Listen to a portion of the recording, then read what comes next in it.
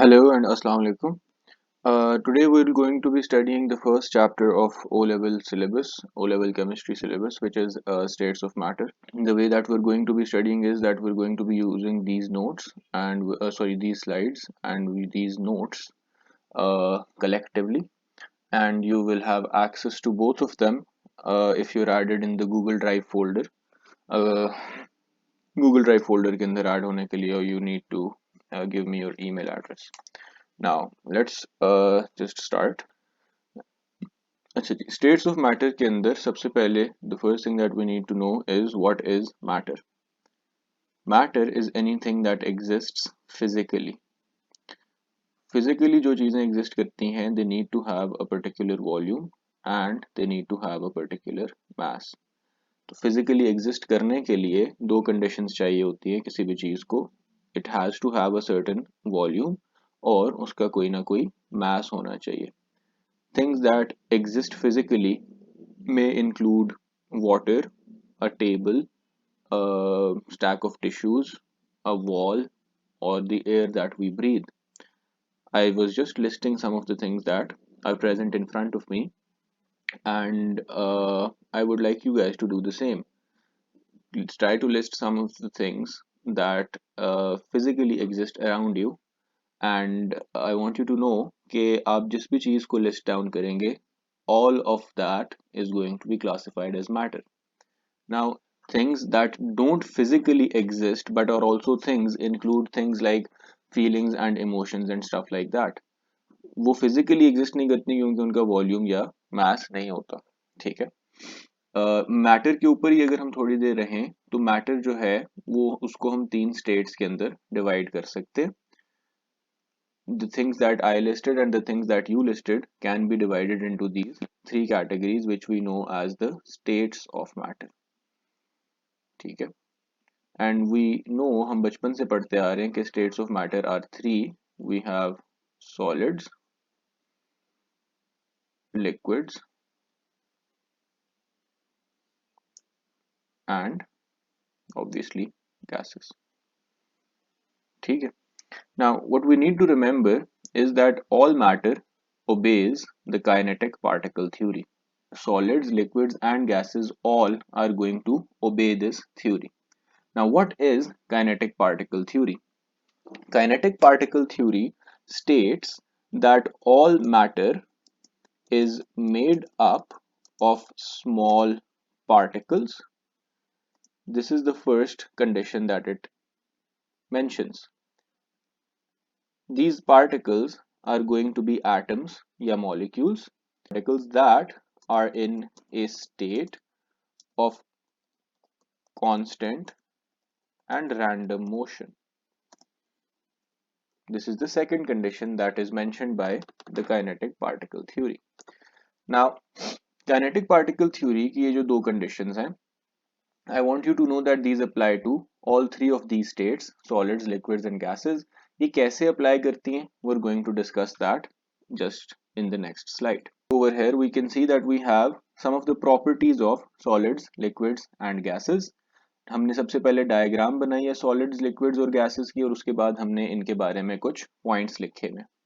Solids की जो arrangement होती है that is that they have a regular arrangement. What this means is that if you have a solid particle existing like this, it is going to have other solid particles in very neatly arranged layers around it. These layers are going to exist horizontally as well as vertically and even in the z axis. Z axis को हम paper पे normally ऐसे बनाते हैं, but what it means is कि in front of this particle and behind this particle there is going to be a linear arrangement of other particles. Now, what I also want you to understand is how the particles move. In order to understand that, if we zoom in over here, these particles are directly surrounded by many other particles. ये particles अपनी fixed position से हिल नहीं सकते. However, हमने kinetic particle theory के अंदर ये देखा है कि these particles have a constant and random motion, right? Now, how are these particles going to have a constant and random motion अगर ये अपनी जगह से हिल नहीं सकते? it is true that these particles are going to have a fixed position, but their motion is going to be about that fixed position. ये अपनी fixed position के ऊपर vibrate करेंगे. That means कि इस fixed position के ऊपर थोड़ा सा right पे और थोड़ा सा left पे move कर सकते हैं. अब this is where things get a little bit interesting. If you recall, we described this motion as constant. अब constant का मतलब ये होता है that the motion is always going to take place and it is never going to stop, and that is fairly understandable कि ये particles हमेशा vibrate करते रहेंगे और ये कभी भी रुकेंगे नहीं. But the motion was also described as random. Random का मतलब ये होता है you cannot predict कि ये particle अब किस direction में move करेगा. Right now you can say कि अच्छा अगर एक पार्टिकल है और वो पार्टिकल वाइब्रेट कर रहा है, दैट मीन्स कि वो इस तरफ मूव कर रहा है, तो आई कैन डेफिनेटली प्रिडिक्ट कि अगली दफा पार्टिकल ने जो है वो लेफ्ट पे मूव करना होगा. That is essentially what vibration is. Particles left right left right left right पे मूव करते हैं. The way that solids की movement is random is that if you pick any one particle at random from this substance, you will not know कि वो किस axis के अंदर vibrate कर रहा है. ऊपर नीचे वाइब्रेट कर सकता है. 3 डायमेंशंस के अंदर इमेजिन करें तो अंदर बाहर की तरफ भी वाइब्रेट कर सकता है. राइट सो किसी भी एक पार्टिकल के लिए आप ये प्रिडिक्ट नहीं कर सकते कि वो किस एक्सिस के अलोंग वाइब्रेट कर रहा है.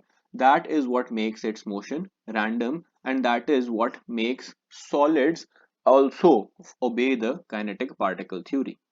Now, so I want you to now understand why these particles move. Movement of particles takes place because the particles have kinetic energy. This kinetic energy allows the particles to move. Kinetic energy उस energy को कहते हैं जो कि किसी भी ऐसे particle के पास या किसी भी ऐसे ऑब्जेक्ट के पास होती है विच इज मूविंग. क्योंकि सॉलिड्स का मोशन रिलेटिवली कम है या रिलेटिवली रिस्ट्रिक्टेड है, they are going to have low kinetic energy, and as a result of that the particles are going to be very close to each other. When they are close to each other, the reason for that is that the particles have strong forces of attraction. तो ये कुछ चीजें हमने याद रखनी है. Kinetic energy solids के पास कम है जबकि फोर्सेस ऑफ अट्रैक्शन पार्टिकल्स के दरमियान में स्ट्रॉन्ग है. इसको भी अगर हम शॉर्ट करके लिख लें यहाँ पे, since we have a limited amount of space, so we can write forces of attraction. ठीक हो गया. अब लिक्विड्स को अगर इसी के साथ कंपेयर करें तो लिक्विड्स के पार्टिकल्स रैंडमली अरेंज्ड हैं. They will move around each other. Now let's try to understand what this means. In this diagram, we can see that the particles are relatively far away from each other. In this diagram, we can see कि particles एक दूसरे के साथ एक certain distance जो है वो एक रखते हैं. ये particles के दरमियान में एक certain distance है. At the same time, we can see that the particles exist in clusters. This is one cluster of liquid particles. This is another cluster of liquid particles. And these are moving around each other. That means कि जब ये इस तरफ आएगा तो ये इस तरफ चला जाएगा. Since they are moving with they're actually changing their positions, their motion is relatively more than the motion of solids. इनका motion solids के motion से ज्यादा है, meaning that they have more kinetic energy as compared to solids. ठीक हो गया. At the same time, these particles have relatively fixed distances between themselves. ये एक दूसरे से बहुत ज्यादा दूर move नहीं कर सकते, जिसका मतलब ये है कि they still have some sort of forces of attraction between them. Solid से definitely weak forces of attraction है, but forces of attraction फिर भी exist करती हैं. Compared to the solids, the particles are randomly arranged क्योंकि they are moving around, they are not fixed in their positions. They move around each other, meaning कि ये एक दूसरे से बहुत ज़्यादा दूर नहीं जा सकते. That means that they are going to have moderate kinetic energy and they have moderate forces of attraction as well, since they can move, but they cannot move very far away from each other. इनका motion भी constant और random है, particles हमेशा move कर रहे होते हैं, और since they are actually changing their position you can not predict के पार्टिकल्स किस डायरेक्शन में जाएंगे। गैसेस को अगर देखा जाए, gases are also going to have a constant and random motion, but their particles are going to be moving at high speeds. They can actually expand and contract, मतलब कि उनके पार्टिकल्स एक दूसरे से ज्यादा दूर भी मूव कर सकते हैं और ज्यादा करीब भी आ सकते हैं in given the situation. They can move very quickly in all directions. If they are moving quickly, that tells us that they have a high kinetic energy, and since they are far apart, they have very low forces of attraction, and definitely the particles are randomly arranged. यहाँ से हमें एक बात पता चलती है which we want to understand before moving onwards, and that is कि जब फोर्सेस ऑफ अट्रैक्शन स्ट्रांग होती हैं तो काइनेटिक एनर्जी वीक होती है, जब फोर्सेस ऑफ अट्रैक्शन कम होती हैं तो काइनेटिक एनर्जी ज्यादा हो जाती है, और जब फोर्सेस ऑफ अट्रैक्शन बहुत कम होती हैं तो काइनेटिक एनर्जी बहुत ज्यादा हो जाती है। So we can say over here that the forces of attraction between the particles are inversely sorry inversely linked with the kinetic energy of those particles. एक और चीज जो हम यहाँ पे बता सकते हैं वो ये है कि क्योंकि सॉलिड के particles do not move around, solids have a fixed shape and volume. Liquid के पार्टिकल्स क्योंकि मूव अराउंड कर सकते हैं लेकिन एक दूसरे से दूर नहीं जा सकते, मतलब कि इनके दरमियान में जो डिस्टेंसेस हैं वो इंक्रीज नहीं हो सकते। They do have fixed volumes but they don't have fixed shapes.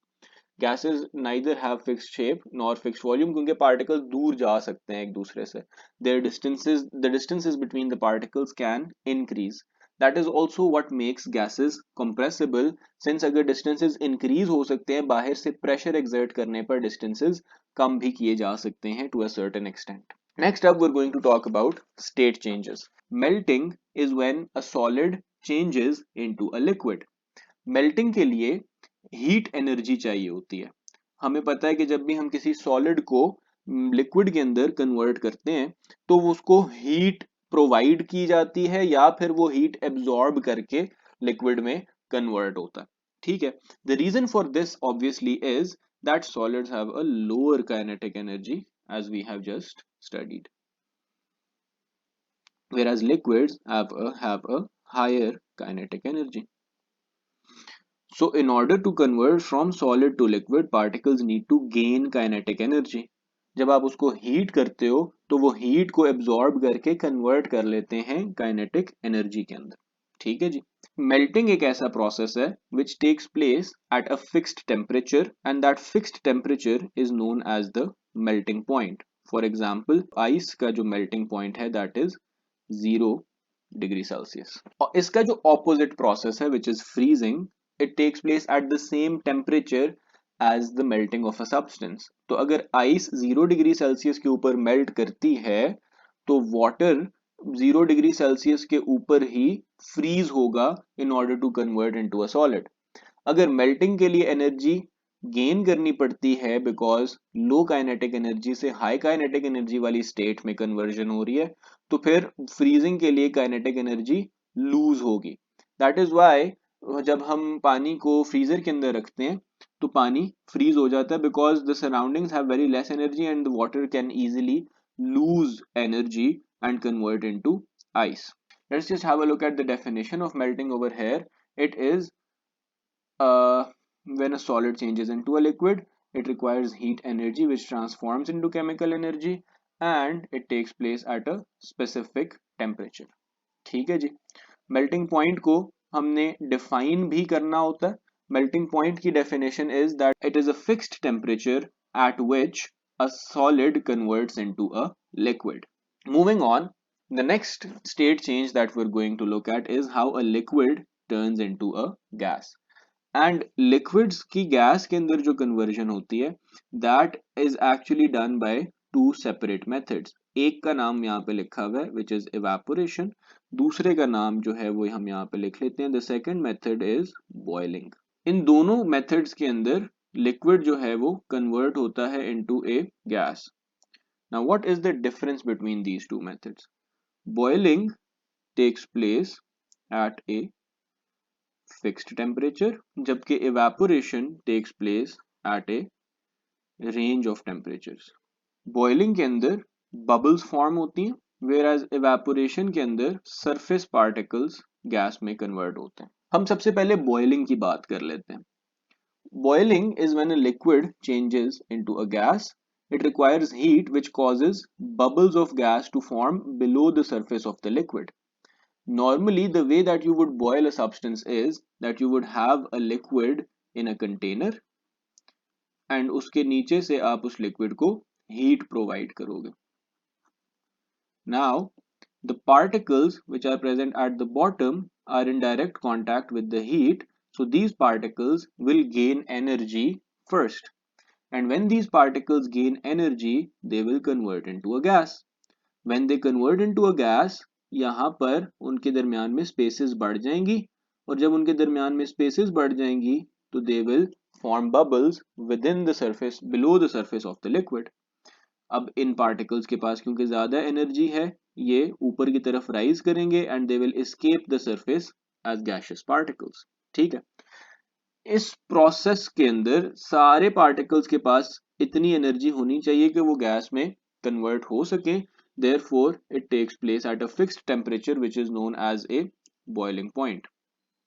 हम यहाँ पे लिख लेते हैं that it takes place as at a fixed temperature which is the boiling point.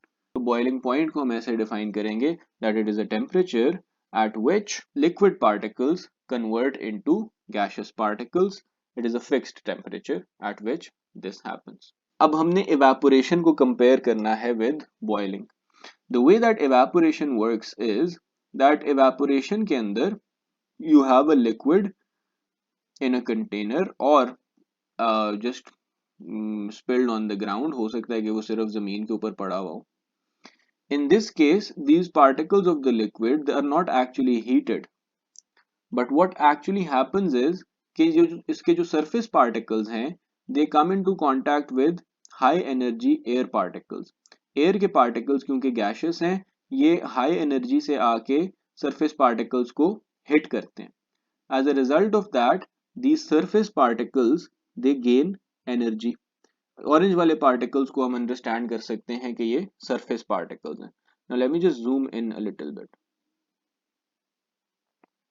Right, तो ये जो ऑरेंज पार्टिकल्स हैं जिनको हम सरफेस पार्टिकल्स कह रहे हैं, these particles have forces of attraction in liquid state with these other particles that are present below them. लेकिन जब ये एयर के particles which are at a higher energy इनको आके जोर से हिट करेंगे, they will start gaining energy. And when they gain energy, they will break these forces of attraction and move out of the surface into the air, and they will convert from liquid into gas. However, इस case में सिर्फ क्योंकि a few particles are converting into gaseous state, this process takes a lot of time to take place. पूरे liquid particles के का temperature increase नहीं करना पड़ता, सिर्फ सरफेस पार्टिकल्स को एनर्जी प्रोवाइड करनी पड़ती है. इस वजह से ये प्रोसेस बॉइलिंग पॉइंट से कम टेम्परेचर के ऊपर भी पॉसिबल होता है, since only a few particles are gaining energy from the entire liquid. ठीक है. So over here, if we just read through this, evaporation occurs when a liquid changes into a gas and occurs over a range of temperatures. ये सिर्फ surface of liquids के ऊपर होती है जहाँ पे high energy particles liquid के surface को escape कर जाते हैं at temperatures which are below the boiling point. जितना surface area ज़्यादा होगा उतने ज़्यादा particles surface के ऊपर मौजूद होंगे और उतनी आसानी से evaporation होगी. जितना वार्मर होगा लिक्विड का सरफेस उतनी ज्यादा एनर्जी इन एयर के पार्टिकल्स के पास होगी एंड उतनी ज्यादा आसानी से सरफेस पार्टिकल्स एनर्जी एब्जॉर्ब करके सरफेस को एस्केप कर जाएंगे. So over here we can see that the two processes that take place during that convert a liquid into a gas are boiling and evaporation. Boiling range of temperatures के ऊपर होती है. I hope हमें समझ आ गई होगी. सिर्फ surface particles convert होते हैं. I hope that we can make sense of that as well, and then I hope that we can make sense of these 2 points as well. Once again you need to recall that energy once again जब आप liquid से gas में convert करोगे substance को तो मजीद बढ़ जाएगी. Even greater kinetic energy है विद गैस के पार्टिकल्स के पास। ठीक है, ये अजीब सा जो एरो है इसको आप ऐसे समझ लें कि ये इस एरो से बड़ा है। ठीक है, इस प्रोसेस का जो ऑपोजिट प्रोसेस है that is condensation. Condensation is जब एक गैस लिक्विड के अंदर कन्वर्ट होती है, it happens by cooling and इसके अंदर भी पार्टिकल्स एनर्जी लूज करते हैं। This is another process that takes place at a range of temperatures. जिन पार्टिकल्स के का टेम्परेचर या जिन जो पार्टिकल्स एनर्जी लूज करते जाएंगे वो आहिस्ता आहिस्ता लिक्विड्स में कन्वर्ट होते जाएंगे और eventually all particles are going to convert into a liquid. We see that when we heat a pan of water, right? अगर आपके पास एक pan of water है और आप उसको heat करते हो, right, to the extent कि वो boil हो जाए, तो यहाँ से particles in the form of steam start to escape this pan. However, if this pan is covered with some sort of a lid, right? आप lid को उठाओगे थोड़ी देर के बाद you're going to see that there are water droplets on the inner surface of the lid. What has happened is कि यहाँ से तो gas बन के पार्टिकल्स ने निकलने की कोशिश की थी लेकिन जब वो इस ठंडे लिड को आके टच करते हैं, when they come into contact with this lid which is considerably cooler than these particles, they lose their energy and they convert back into the liquid, and this process is known as condensation. Yeah, sorry about that. Khair, this process is known as condensation.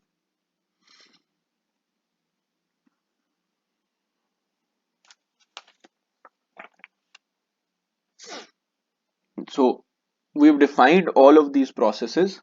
Generally दो तरह के processes को हमने पढ़ा है। एक वो processes हैं जो कि energy को absorb करते हैं। These processes include evaporation, melting and sublimation. Sublimation और desublimation की बात अभी तक मैंने डिटेल में नहीं की, लेकिन वो भी इस कैटेगरी के अंदर इंक्लूड हो जाएंगे। ठीक है, then at the other hand there are processes that lose energy, that is going to these processes are going to be condensation and freezing. Next slide जो है ये आपको एक हीटिंग कर्व शो करेगी। हीटिंग कर्व बेसिकली शो करता है उन state changes के प्रोसेसेस को जो एनर्जी गेन करते हैं, right. Kinetic energy inversely proportional होती है फोर्स ऑफ अट्रैक्शन के। सॉलिड के पास कम काइनेटिक एनर्जी है और स्ट्रॉन्ग फोर्सेस ऑफ अट्रैक्शन। जब सॉलिड के पार्टिकल्स को हीट किया जाएगा तो आहिस्ता आहिस्ता उनकी काइनेटिक एनर्जी बढ़ेगी। Temperature is a measure of kinetic energy, तो as temperature increases the kinetic energy also increases. At this point, melting is going to start. Now over here we can see that जब melting start होती है तो temperature constant हो जाता है। The reason for this is that during this phase, during the process of state change, energy absorb हो रही है, आप particle को heat कर रहे हो, but energy is used to overcome forces of attraction. At this point, जितनी भी energy absorb होती है वो इस्तेमाल होती है particles को एक दूसरे से दूर pull करने में और forces of attraction को overcome करने में। क्योंकि at during this time kinetic energy increase नहीं हो रही, the energy is not being used to increase the motion of particles, therefore kinetic energy is not being increased, rather energy is used to overcome forces of attraction. So क्योंकि kinetic energy increase नहीं होती, there is no temperature change, temperature remains constant. ठीक है, जब liquid में convert हो जाएगा पूरा सब्सटेंस तो उसके बाद आप टेम्परेचर बढ़ाओगे और टेम्परेचर बढ़ाओगे तो पार्टिकल्स जो हैं वो एनर्जी गेन करेंगे। This energy will be used to increase the motion of particles and the kinetic energy of the substance will increase. Kinetic energy increase करती है तो टेम्परेचर इंक्रीज करता है। जैसे मैंने भी आपको थोड़ी देर पहले बताया था कि टेम्परेचर जो है it measures the kinetic energy of particles. During this state, once again, the temperature becomes constant. क्योंकि अब जो energy absorb हो रही है, that is once again being used to overcome the forces of attraction rather than increasing the kinetic energy of the particles. Therefore, the temperature does not change क्योंकि kinetic energy change नहीं होती। जब सारे particles gas में convert हो जाते हैं तो उसके बाद मजीद हीट करने से अब जो एनर्जी एब्जॉर्ब होती है वो वंस अगेन काइनेटिक एनर्जी में कन्वर्ट होगी। ठीक है, I will just sum it up again for you guys. एक ये स्टेज है, यहां पर आप सॉलिड के पार्टिकल्स को हीट करते हो, आप हीट एनर्जी प्रोवाइड करते हो। इस पॉइंट के ऊपर energy is used to increase the kinetic energy of particles. क्योंकि temperature is a measure of kinetic energy and kinetic energy increase होती है, temperature we see that increase होता है। However, इस नेक्स्ट फेज के अंदर the energy is not use to increase kinetic energy, rather जो heat energy absorb हो रही है it is use to overcome forces of attraction. क्योंकि काइनेटिक एनर्जी इंक्रीज नहीं होती, temperature which measures kinetic energy remains constant. Next state के अंदर once again जब आप हीट करते हो लिक्विड का टेम्परेचर बढ़ता है। अब हम रिवर्स में जाते हैं, टेम्परेचर बढ़ने का मतलब क्या है कि काइनेटिक एनर्जी बढ़ रही है। और काइनेटिक एनर्जी क्यों बढ़ रही है? क्योंकि स्टेज में एनर्जी, हीट एनर्जी जो एब्जॉर्ब हो रही है that is used to increase the kinetic energy of the particles. In the next stage, the heat energy that is absorbed is used to overcome forces of attraction and not used to increase the kinetic energy. Kinetic energy remains constant and temperature remains constant. ठीक है जी। You have to remember that during state change from the conversion of the first particle till the conversion of the last particle, the temperature of the substance remains constant. Very similar to the heating curve is the cooling curve. Cooling curve के अंदर भी हमें यही नजर आता है that during state change the temperature remains constant because energy is being lost, and as a result of that loss in energy forces of attraction are developed. Similarly over here, जब state change हो रही होती है तो energy lose होती है, and energy lose होने की वजह से kinetic energy कम नहीं होती, energy lose होने की वजह से forces of attraction form होती हैं between the particles. This is the first part of states of matter. मैं आपको second part of states of matter एक separate video के अंदर record करके provide कर दूंगा, और इंशाल्लाह I hope कि आपको समझ आती है। If you have any questions from this, you guys can let me know. आपका बहुत शुक्रिया। अल्लाह हाफिज।